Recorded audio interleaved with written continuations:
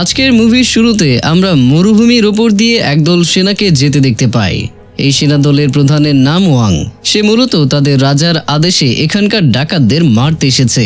তো ওয়াং এর দল ডাকাতের এলাকায় পৌঁছে গিয়ে লুকিয়ে অপেক্ষা করতে থাকে যাতে সুযোগ বুঝে আক্রমণ করা যায়। অন্যদিকে ডাকাতের আস্তানায় ডাকাতদের সর্দারের সাথে একটা মেয়েকে দেখতে পাই। মেয়েটার নাম ছিল অ্যাঞ্জেলা। আর এই অ্যাঞ্জেলাই এই মুভিতে খেলবে আসল খেলা। ডাকাত সর্দার এখন অ্যাঞ্জেলাকে রুমে নিয়ে যায়। অ্যাঞ্জেলার স্বভাব চাল চলন দেখে মনে হয় না যে সে সাধারণ কোনো মানুষ। আসলে সে একজন ফক্স ডেমন, যে কিনা অনেক বছরের সাধনার চর্চায় মানুষের রূপ নিয়ে থাকার বিদ্যা অর্জন করে ফেলেছে। মানে এক প্রকার ব্ল্যাক ম্যাজিক টাইপের। কিন্তু অ্যাঞ্জেলাকে বছরের পর বছর জীবিত থাকতে হলে মানুষের হৃৎপিণ্ড খেয়ে বাঁচতে হবে। যদি সে এমনটা না করে তাহলে সেও সাধারণ মানুষের মতো বয়স বৃদ্ধির সাথে সাথেই মারা যাবে, আর সাথে সাথে তার রূপ সৌন্দর্য নষ্ট হয়ে যাবে। আসলে ডিমনের মধ্যেও তাদের স্বভাবের উপর নির্ভর করে বিভিন্ন প্রকারের হয়, যেমন কোনো পশু পাখি বা অন্য কোনো জীব। তো আজকে অ্যাঞ্জেলার খাদ্য হবে ডাকাত সর্দার। এখানে যখন অ্যাঞ্জেলা ডাকাত সর্দারের হৃৎপিণ্ড বের করে খেতে যাবে, তখনই ওয়াং তার সেনা দল নিয়ে আক্রমণ করে বসে।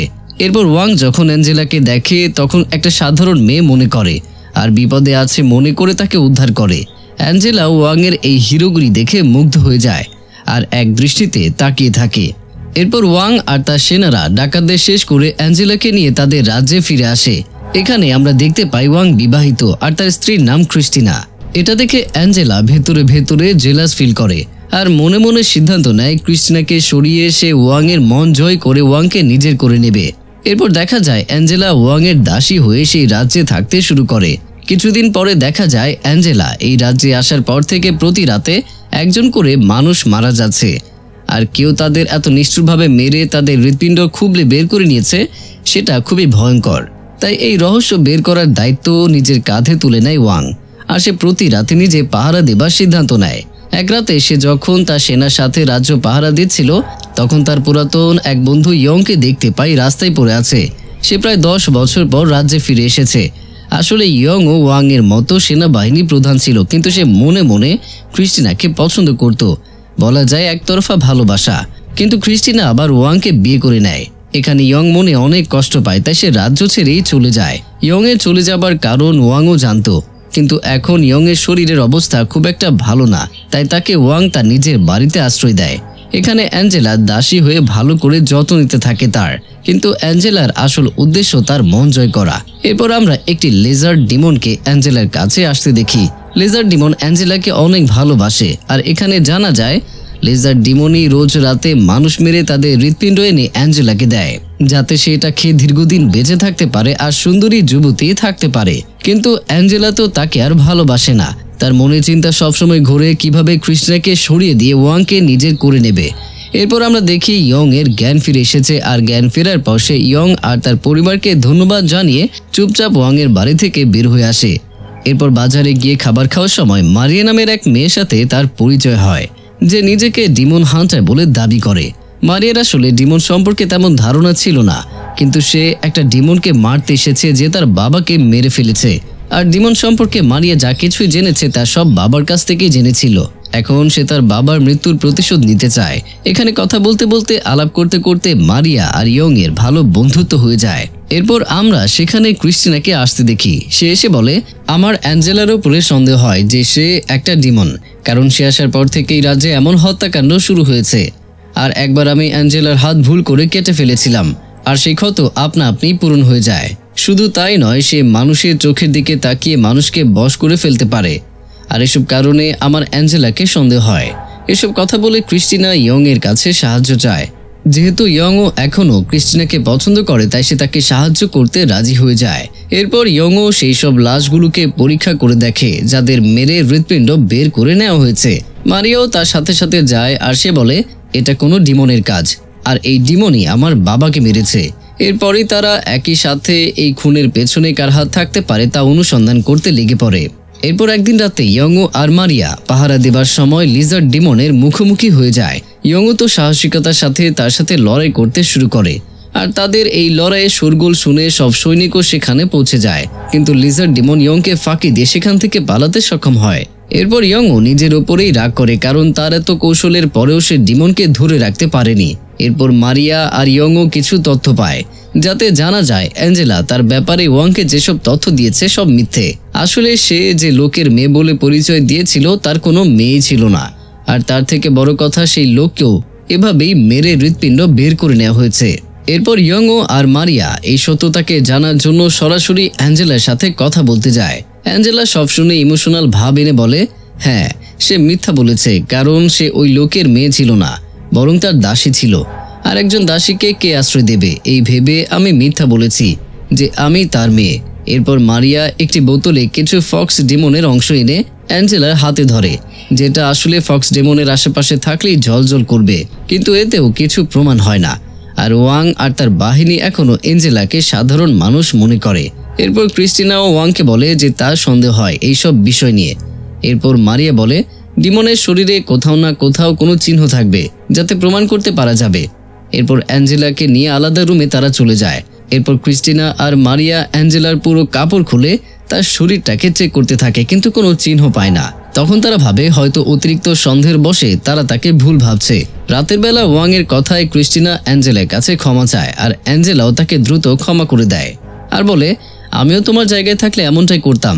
একজন নারী একজন নারীকে বুঝতে পারে। অ্যাঞ্জেলাও আরো বলে আমি ওয়াংকে ভালোবেসে ফেলেছি, তবে চিন্তা করো না, তাকে পাবার জন্য আমি কোনো ভুল পথে পা বাড়াবো না। এরপর আমরা দেখি ওয়াং অ্যাঞ্জেলার কথাই ভাবছিল, আর তখন সেনারা এসে তাকে খবর দেয় যে আজও একজনকে মারা হয়েছে। এটা শুনে ওয়াং শকড হয়ে যায় আর রাজ্যের সর্বত্র কোনায় সেনাদের টহল দিতে পাঠিয়ে দেয়। আর সেই রাতে আবারও ইয়ং আর লিজার্ড ডিমনের মুখোমুখি হয়। লিজার্ড ডিমন মানুষকে নৃশংসভাবে মারছিল, কিন্তু ইয়ংও যখনই তাকে ধরতে যাবে তখনই ডিমন গায়েব হয়ে যায়। আর তখন সেখানে ওয়াং এর সেনারা এসে হাজির হয়। তারা এসে ইয়ংকে দেখতে পায় আর তাকে ধরে নেয়, আর তারা ভাবতে শুরু করে যে এইসব কাজের পেছনে ইয়ং এরই হাত আছে। তারা ইয়ংকে আক্রমণ করে, কিন্তু সে পালাতে সক্ষম হয়। এরপর আমরা ওয়াংকে দেখি যে কিনা ঘুমিয়েছিল আর অ্যাঞ্জেলাকেই স্বপ্ন দেখছিল। তার হঠাৎ ঘুম ভেঙে যায়, তখন সে তার জানালার বাইরে কাউকে দাঁড়িয়ে থাকতে দেখে, আর সেটা দেখার জন্য সে বাইরে আসলে সে দেখতে পারে একটা মেয়ের ছায়ামূর্তির মতো। এরপর সে ওই ছায়ামূর্তি অনুসরণ করে অ্যাঞ্জেলার ঘরে পৌঁছে যায়। অ্যাঞ্জেলা তখন ওয়াংকে বসে নিজের মনের কথা বলতে শুরু করে, কিন্তু ওয়াং বলে সে বিবাহিত, সে তার স্ত্রীকে ঠকাতে পারবে না। তারা যখন দুজনে কথা বলছিল তখন সেখানে লিজার্ড ডিমনের আগমন ঘটে। লিজার্ড ডিমন এভাবে তাদেরকে দেখে জেলাস ফিল করে আর ওয়াং এর উপরে সে আক্রমণ করে দেয়, কিন্তু তাকে বাঁচাতে এসে অ্যাঞ্জেলা তার দিকে ঘুরে তাকায়। তখন লিজার্ড ডিমন তার চোখে রাগের আগুন দেখতে পায় আর বুঝতে পারে সে অনেক বড় ভুল করে ফেলেছে। এই শোরগোলের জন্য ওয়াং এর সেনারাও সেখানে চলে আসে, আর এজন্য লিজার্ড ডিমন সেখান থেকে পালিয়ে যেতেই হয়। এখানে সেনাদের সাথে ক্রিস্টিনাও আসে, আর সে ওয়াং আর অ্যাঞ্জেলাকে একসাথে দেখে কষ্ট পায়। সেভাবে ওয়াং ও অ্যাঞ্জেলাকে ভালোবাসতে শুরু করেছে। এরপর সবাই ঘরে চলে যায়, আর অ্যাঞ্জেলা লিজার্ড ডেমনের ওপরে সব রাগ ঝাড়তে শুরু করে আর বলে সব প্ল্যান খারাপ করে দিচ্ছ তুমি। লিজার্ডও রাগ দেখায় আর বলে মানুষ আর ডিমনের কখনো প্রেম ভালোবাসা হতে পারে না। সে তাকে আরো জানায় আমি তোমাকে অনেক ভালোবাসি আর আমি তোমাকে অনেক সুখে রাখবো। কিন্তু অ্যাঞ্জেলা তো ওয়াং এর প্রেমে পাগল হয়ে গিয়েছে। তার জীবনে এখন ওয়াং ছাড়া সে আর কাউকেই দেখতে পায় না, তাই সে লিজার্ড ডিমনকে চলে যেতে বলে। লিজার্ডও রাগে দুঃখে সেখান থেকে চলে যায়। পরের দিন ক্রিস্টিনা নিজে অ্যাঞ্জেলার সাথে দেখা করতে আসে, যাতে সে অ্যাঞ্জেলার সাথে কথা বলতে পারে। সে অ্যাঞ্জেলাকে বলে তুমি ওয়াং এর সাথে তার বাড়িতে থাকতে পারো, আর যেহেতু ওয়াং তোমাকে ভালোবাসে আমি কেন তোমাদের খুশি নষ্ট করব। এরপর অ্যাঞ্জেলা তার শরীরের চামড়া আলাদা করে তার আসল চেহারা ক্রিস্টিনাকে দেখায়। সে তো ভয়ে একটা চিৎকার দিয়ে দেয়। তখন বাইরে থেকে গার্ড চলে আসে, আর সাথে সাথে অ্যাঞ্জেলা তাকে মেরে তার হৃৎপিণ্ড খেয়ে নেয়। এরপর সে ক্রিস্টিনার সামনে সত্য স্বীকার করে নেয় যে এতদিন যত মানুষ মারা গেছে বেঁচে থাকার জন্য তাকে মানুষের হৃৎপিণ্ড খেতে হয়। আর এরপর সে আবার আগের রূপে চলে আসে। সবকিছু দেখে ক্রিস্টিনা শকড হয়ে যায়। তখন অ্যাঞ্জেলা বলে ক্রিস্টিনা যদি তুমি এইসব মানুষের মৃত্যুর দায়ভার নিজের মাথায় নিয়ে এই রাজ্য ছেড়ে ওয়াং এর জীবন ছেড়ে চলে যাও, তাহলে আমি ওয়াং এর সাথে তার স্ত্রী হয়ে বাকি জীবন কাটাবো। আর কথা দিচ্ছি এরপর আর কোনো মানুষ মেরে তাদের হৃৎপিণ্ড খাবো না, কারণ আমি এরপর ওয়াং এর সাথে বৃদ্ধ হয়ে একসাথে মারা যেতে চাই। এতগুলো নিরীহ মানুষের প্রাণ বাঁচানোর জন্য ক্রিস্টিনা অ্যাঞ্জেলের এই কঠিন শর্তগুলোকে মেনে নেয়। এরপর অ্যাঞ্জেলা তাকে পানীয় দেয়, আর সেটা পান করতেই ক্রিস্টিনা ডিমনের রূপ ধারণ করে আর অ্যাঞ্জেলার ঘর থেকে বেরিয়ে আসে। তখন রাজ্যের লোকেরা ভয় পেয়ে যায়, সেনারা তাকে মারতে উদ্যত হয়। তখন ইয়ংও চলে আসে আর ক্রিস্টিনাকে বাঁচিয়ে সেখান থেকে নিয়ে চলে যায়। তারপর তারা একটা গুহায় আসে, যেখানে মারিয়া ক্রিস্টিনাকে দেখে বলে তাকে কোনো ফক্স ডেমনের পয়জন দেওয়া হয়েছে যাতে সে দ্রুত মারা যাবে। এখন কোনো ডিমন হান্টারের রক্ত মাখা অস্ত্র নিয়ে লড়াই করলে ডিমনকে পরাজিত করা যেতে পারে। এরপর সেখানে ওয়াং আর তার সেনারা চলে আসে, সাথে অ্যাঞ্জেলাও আসে। ওয়াং আসলে ক্রিস্টিনাকে খুঁজতে খুঁজতে চলে আসে। ক্রিস্টিনাকে এই অবস্থায় দেখে ওয়াং অনেক কষ্ট পায় আর সে তাকে জানায়, আমি তোমাকেই সারা জীবন ভালোবেসেছি, সেই তুমি মানুষই হও বা ডিমন, আমার তাতে কিছু যায় আসে না। আর তুমি যদি সত্যি সবার খুনের অপরাধী হও তাহলে আমি তোমাকে মেরে নিজেকেও শেষ করে দেব। এরপর ক্রিস্টিনা বলে, হ্যাঁ আমি সবাইকে মেরেছি। এরপর ওয়াংয়ের ছোড়া সে নিজেই নিজেকে ঢুকিয়ে দেয়। ক্রিস্টিনা মারা গেলে ওয়াং অনেক কান্না করে। এঞ্জেলা বুঝতে পারে ক্রিস্টিনাকে সরিয়ে ওয়াংয়ের মন সে কখনোই জয় করতে পারবে না। এদিকে ক্রিস্টিনা মারা যাওয়া ইয়ংও ক্ষেপে ওঠে আর সে অ্যাঞ্জেলাকে আক্রমণ করে বসে। এতে অ্যাঞ্জেলার কিছুই হয় না, বরং তার আসল রূপ বেরিয়ে আসে। সবাই বুঝতে পারে আসল ডেমন অ্যাঞ্জেলা, ক্রিস্টিনা নয়। যদিও ওয়াং আগে থেকে টের পাচ্ছিল যে অ্যাঞ্জেলাই ডেমন।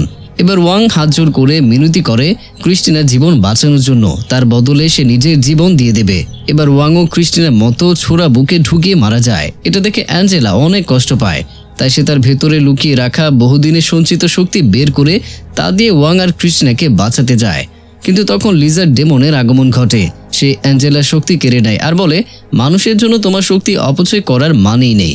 লিজার্ড ডেমন অ্যাঞ্জেলাকে ভালোবাসতো, তাই সে বলে, আমি এখানে সব মানুষকে মেরে তোমাকে মানুষের দুনিয়া থেকে নিয়ে যাব আর তখন শক্তি ফিরিয়ে দেব। এরপর ইয়ংও আর মারিয়া লিজার্ড ডেমনের সাথে যুদ্ধ করতে থাকে, কিন্তু তারা কোনোভাবেই তাকে মারতে পারছিল না, শুধু আহত করতে পারছিল। এরপর মারিয়ার মনে পড়ে যায় তার বাবার দেওয়া তলোয়ারের কথা, যা দিয়ে যে কোনো ডিমনকেই মারা যাবে। এটা দেখে লিজার্ড ডিমন ভয় পেয়ে যায় আর সে ইয়ং এর পেছনে লুকাতে থাকে। ইয়ংও বুঝতে পারে এটা, তখন সে লিজার্ড ডিমনকে নিয়ে তলোয়ারের উপরে পড়ে যায়। এতে তারা দুজনেই মারা যায়। এদিকে মারিয়া অ্যাঞ্জেলার শক্তি ফেরত পাবার সাথে সাথে লিজার্ড ডিমনের শক্তি পায়, আর যা তা সেই বাবার দেওয়া তলোয়ারের জন্যই হয়েছে। এরপর সে এই দুই শক্তি নিয়ে অ্যাঞ্জেলাকে দিয়ে বলে, এখন তুমি এটা দিয়ে কাজ করতে পারো। অ্যাঞ্জেলা দুই শক্তি এক করে গুহায় থাকা সব মৃত মানুষকে জীবিত করে দেয়। ক্রিস্টিনা, ইয়ংও আর ওয়াংকে জীবিত ফিরে পেয়ে মারিয়া অনেক খুশি হয়ে যায়, আর অ্যাঞ্জেলা সব শক্তি হারিয়ে গুহার কোণাতে একটা ফক্স হয়ে বসেছিল। আর সে ওয়াংয়ের প্রতি ভালোবাসার জন্য সে এত বড় বিসর্জন দিয়ে দেয়। ভালোবাসা কি না করতে পারে। সবশেষে ইয়ংও আর মারিয়া ক্রিস্টিনা আর ওয়াংয়ের থেকে বিদায় নিয়ে রাজ্য ছেড়ে চলে যায়। এরপর ক্রিস্টিনা ওয়াংকে ফিরে পেয়ে অনেক খুশি হয়ে যায়, আর এর মধ্য দিয়েই এই অসাধারণ মুভির গল্পটির হ্যাপি এন্ডিং হয়ে যায়।